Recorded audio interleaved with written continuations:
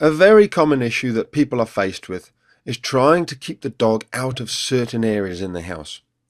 Here's Stanley. He's a great Wheaten Terrier. However, he loves nothing more than to get under people's feet in the kitchen, especially when you're trying to make the dinner. Here I'm going to demonstrate to you a very simple way of showing your dog exactly where it is and where it isn't allowed. To Stanley's owners, it seems like either he doesn't know exactly where he's allowed or he doesn't care. I'd suggest it actually is a little bit of both. So if this is the line where you don't want the dog to go into the kitchen, the dog can't really see exactly where it is. We have it in our own minds as to where we think it is. But to make it really clear to the dog, all we're going to do is put down some sticky tape. It's crucial that there's a very obvious line for your dog, such as a change in the floor surface from wood to carpet. If there isn't, you need to make a clear dividing line using tape. Don't worry, it doesn't have to be forever. All we're going to do is kind of encourage him to come in.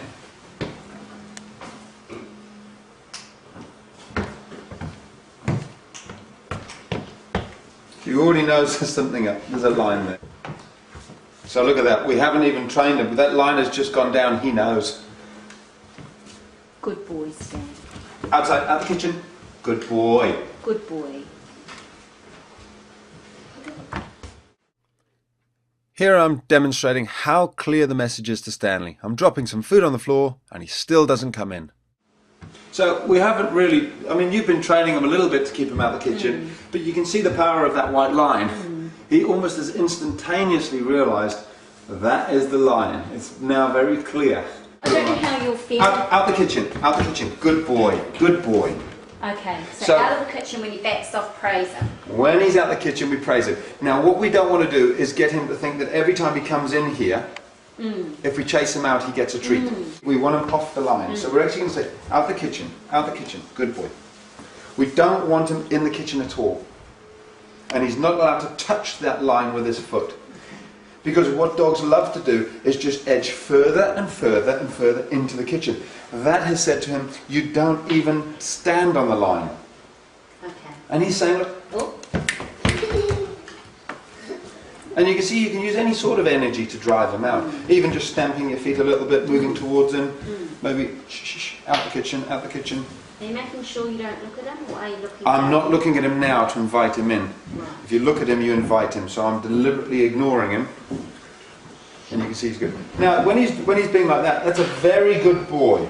He's been outside for a good long time, out the kitchen. So good boy, good boy. Very good boy, darling.